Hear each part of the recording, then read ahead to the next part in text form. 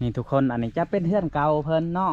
ขั้นว่าบริสร้างหลังใหม่นี่โอ้จะอยู่ยากเลยทุกคนเลยจะอยู่ยากแล้วก็ลำบากเนาะเพราะว่าสถานที่บอนอยู่บอนเช่าเนาะทุกคนก็คือลำบากแห้งเนาะโอ้ทุกคนเลยเนาะจะเห็ดใส่กกพอกกข้าวไว้จังสันมัดก็มัดโดยตอกแต่ว่าโบมี่อันนั้นเด้อทุกคนโบมี่แบบอันยังแหละตะปูเนาะที่ตอกเนาะโอ้หมอกเพชรเพิ่นทุกคนเพชรประแดกเนาะน่าจะเป็นของคบของกินเนาะหรือว่าของใส่ต่างๆทุกคนเพื่อนเพิ่นเนาะเศร้าแต่ละอันกระดอกเป็นพืชมาเลยเนาะโอ้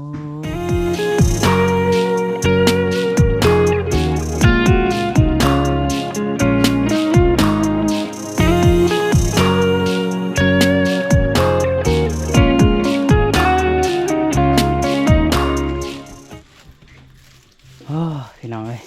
เอากับแรงกระแลมมาตอดสางกับว่าแมนเนาะสางไปใช้เมื่อไรบูยูไปถ่ายเขาห้องน้ำโอ้โดย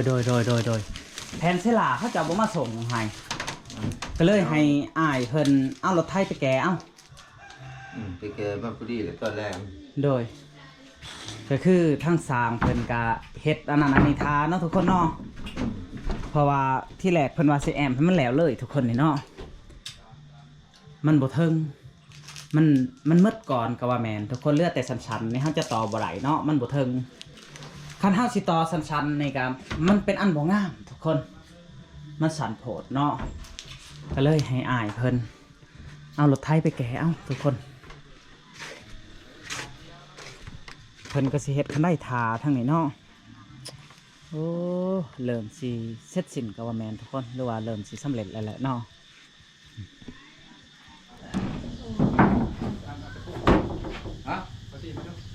พี่น้องเอ้ย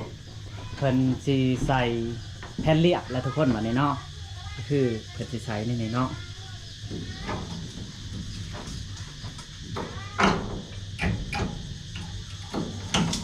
รถเอาฟันมาด้วยฮะฟันมาด้วยดีกว่าได้ควัน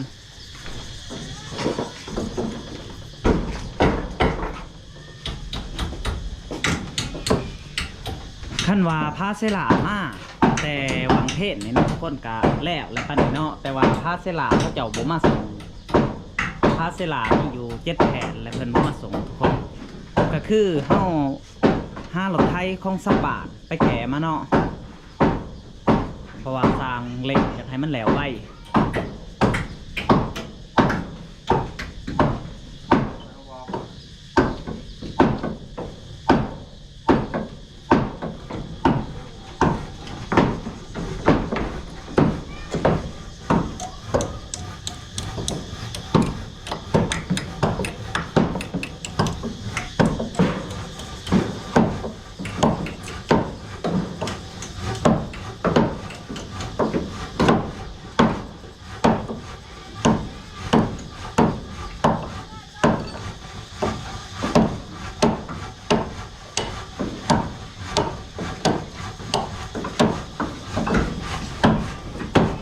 จะว่างเป็นแผนกแค่แผนกมั่นเนาะถ้าหนึ่งจะเห็นได้ทุกคน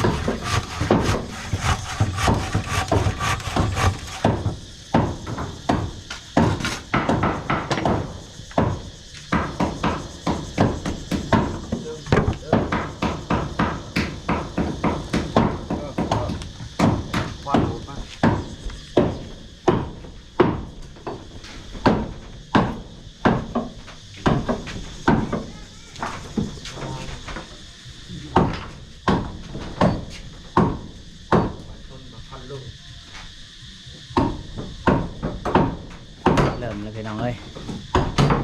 เพราะว่าเพิ่นยังพันเศร้าออกก่อนเนาะคือหัวเศร้ามันจะดุ่งออกทุกคนเฮาจะแอมอยากเนาะเพิ่นก็เลยพัน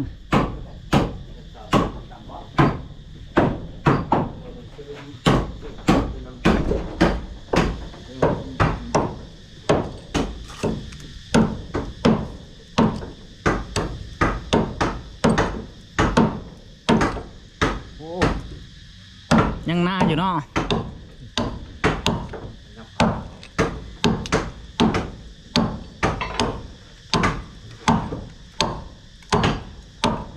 ข้างนอกบ่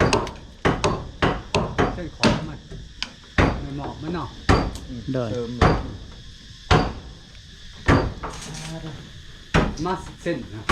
ลูกสาวก็มาไม่เส้ เห็ น นบ่เติม มักมาทั้งเทิงไปโอ้เทิงเด้งสร้างเส้นทั้งเทิง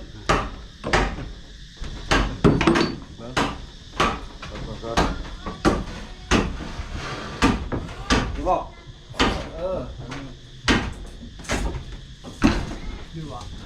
หม้อหนึ่งปอก เอาไปตัวนี้มันจะเติม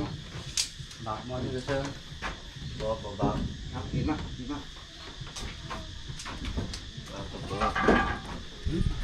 เติม บาทก็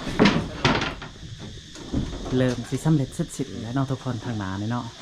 เอาขึ้นมาเอามาลายๆเอาวางไว้ก่อนจะเสร็จสันนี่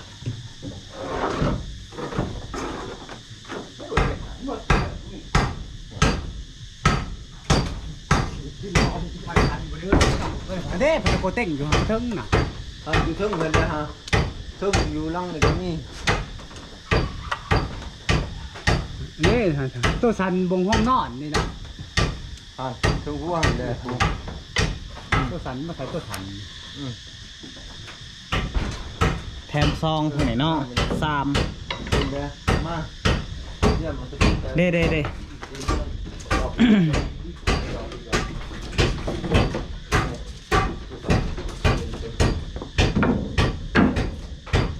ให้ได้ฮะต้นหนึ่งฮะ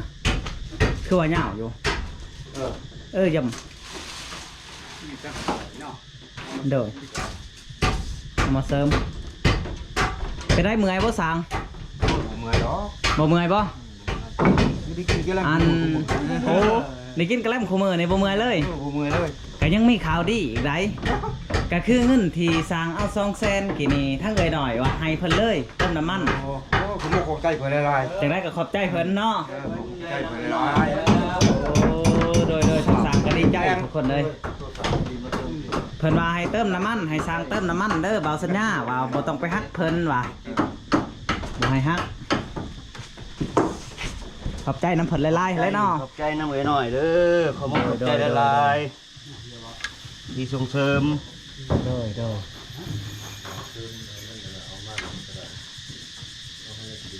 อันมื้อนี้กินข้าวกับหยังก่อนมื้อนี้ฮะ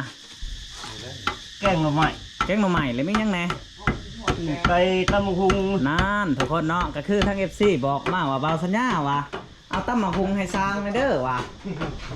จะได้เลยเนาะทุกคนเนาะก็คือสร้างบอกว่ากินกับตำบักหุ่งตำบักก็เนาะแต่ว่าเบาสัญญาบ่ได้อยู่นำไปสั่งเป็นเซล่ามื้ออื่นนี่อันสิหาแนวดีๆมาให้สร้างก่อนมื้ออื่นบ่พากินข้าวปะเด้อมื้ออื่นเด้อสีไปห้าอันลาบนอนเพียมาให้สร้างจักบาทก่อนเนาะทุกคนยันเพื่อนแล้วก่อนเนาะเอาแบบคมๆให้เพิ่นเดินนี่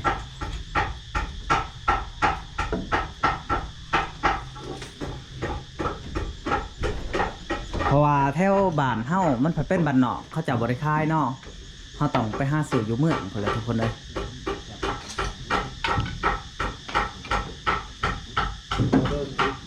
ให้มันถูกเส้นตัววางเฮาตีต่อมันจัง มันแม่มันแม่นี่เขาจะไม่ต่อล็อกเขาว่าล็อกเขาก็ได้ล็อกผีล็อก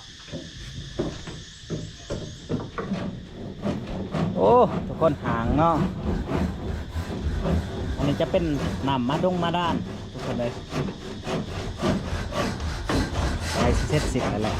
บางสัญญาขึ้นหางน้ำผลล่องเบิ้งเนาะ เด้อคันเด้อ เอาเลยโอ้ตัดเลยสิคืออยู่ได้เดี๋ยวเสียลงติ๊กต็อกให้สร้างเพิ่นยังลงติ๊กต็อกได้ไหนไรกันว่าอันเสียลงติ๊กต็อกมีหิมตลอดได้ทุกคนเลย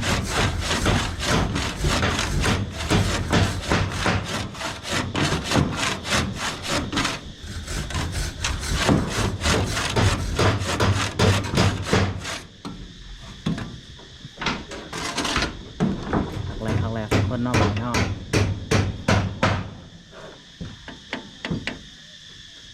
ไม้2 แผ่นนี่บ่คิดย่านบ่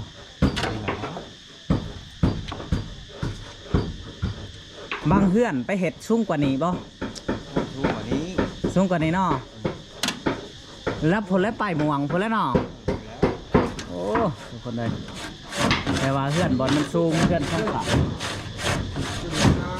แต่อันนี้มันจะต่ำทุกคน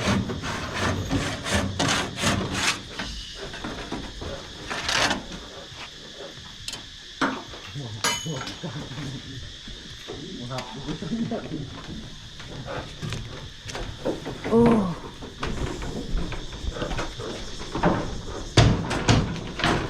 คนกะสิตกกับบริตกทุกคนเลยอยากตกเก็บตกอยู่แต่บริตกเนาะ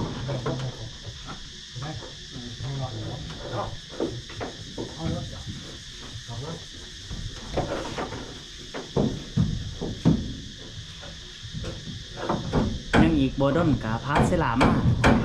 ก็คือเพิ่นสิใช้แผนอันนี้ทั้งนี้เนาะสำเร็จเสร็จสิ้นทั้งนี้ก็คือว่าจบทุกคนเพิ่นก็จะมาแอมทั้งนี้ใส่ผ้าเสลาแล้วก็ใส่จบเนาะเพิ่นไปมุ่งสังกะสีก็คือแล้วก็คือจบมีแต่ทางขันได้บัดนี้เนาะทุกคนทางขันได้กับเขาบ้านเนาะบืนเพิ่นว่าเขาบ้านกับเขาขันได้ก็คือน่าจะแล้วทุกคนเลยบ่แล้วก็นิดๆทุกคนหรือว่ายังอีกบ่หลายนะ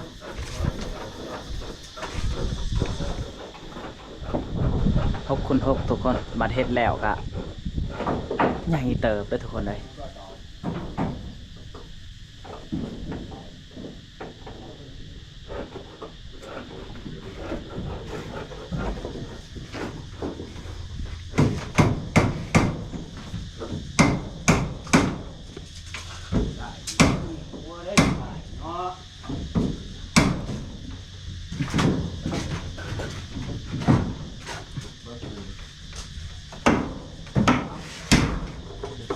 ตัดหยากเลยเนาะโอ้คนเลยตัดหยากเลยรอ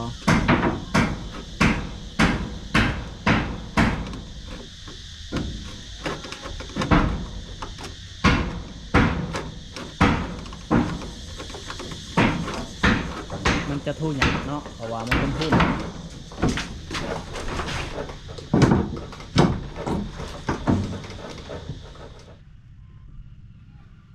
เอาทุกคนบัดนี้ยังบอกกี่มือเองเนาะกะสีสำเร็จสีได้ขึ้นเฮือนเฮือนใหม่แล้วเนาะบัดนี้เนาะกะสีได้อยู่ได้นอนแล้วเนาะก็คือทั้งเฮือนเก่าเพิ่นกะโอ้ทุกคนเลยขั้นว่าบริเฮ็ดเฮือนใหม่นี่จะอยู่ยากเนาะจะอยู่ยากแห้งนี่ทุกคนอันนี้จะเป็นเฮือนเก่าเพิ่นเนาะขั้นว่าบริสร้างหลังใหม่นี่โอ้จะอยู่ยากเลยทุกคนเลยจะอยู่ยากแล้วก็ลำบากเนาะเพราะว่าสถานที่บอนอยู่บอนเช่าเนาะทุกคนก็คือลำบากแห้งเนาะโอ้ทุกคนเลยเนาะจะเห็ดใส่กกพอกกข้าวไว้จังสันมัดกับมัดโดยตอกแต่ว่าโบมี่อันนั้นเด้อทุกคนโบมี่แบบอันยังแหละตะปูเนาะที่ตอกเนาะโอ้หมอกเพชรเพิ่นทุกคนเพชรประแดกเนาะน่าจะเป็นของคุบของกินเนาะหรือว่าของใส่ต่างๆทุกคนเพื่อนเพิ่นเนาะเศร้าแต่ละอันกระดอกเป็นพื้นเมื่อไหร่เนาะโอ้จังได้กะขอบใจผู้ใหญ่ใจดีจากเมืองนอกเนาะทุกคนเนาะก็คือทั้งเอื่อยหน่อยเพิ่นเนาะจังได้ก็ขอบมุกขอบใจเพิ่นหลายๆทีสร้างเฮือนให้ป้าใบเนาะแล้วก็ขอบใจอีกเทื่อนึงทั้งเอื่อยหน่อยเพิ่นที่ให้บ่าวสัญญาเป็นสะพานบุญให้เนาะทุกคนเนาะกะทั้งเฮากะคุ้มสร้างกาวาแมนทุกคนคือ7 มื้อนี่ก็สำเร็จเสร็จสิ้นเนาะจนสิสำเร็จแล้วเนาะยังอีกบ่ดนอันนี้จะเป็นเฮือนเก่าแต่ว่าปุ๊กมุงนี้จะปุ๊กบ่ได้ทุกคนเนาะมันบ่แมนดิ้นเพิ่นซองมาแหละมันหาบนคุ้นหยาบพ้นตกงามหน้าจะโอ้ลายทุกคนในนี้ก็เลยว่าไปปุ๊กเพื่อนใหม่อยู่บอนหันทุกคนมันเป็นนุ่นดีเนาะแต่ว่ามันบ่ใกล้กันทุกคนหลังจากเฮ็ดเฮือนหลังนั้นแล้วก็เฮือนหลังนี้ก็น่าจะหมางทุกคนเนาะเพราะว่าขั้นถ้าบ่หมางหรือว่าไป ปะไว้เบ็ดสีก็ได้ทุกคนแต่ว่ามันดอกมันหลายใหม่แต่ละอันเนาะคือเห็นน้ำกันนี่แหละนี่ดอกมันแล้วเนาะนี่จักสิอยู่ไปหอดเมื่อได้เนาะโอ้ทุกคนเลยแต่ละอันเนาะย่านเนาะทุกคนอยู่เฮือนแบบนี่เนาะก็คืออยู่โดยเฮาบ่มีแต่ว่าย่านในย่านแบบใดย่านเวลาพ่อแม่บ่อยู่ลูกหลานอยู่เฮือนเนาะย่านถึกกระพงกระไพย่านมันไหม้เฮือนโอ้จะลำบากเลยทุกคนเลยแห้งไปไหม้ไปสิพื้นผัดอยู่แบบนี้แห้งไหนอ่าวได้อทุกคนนับแต่งิวเนาะมีเมื่อทุกคนโอ้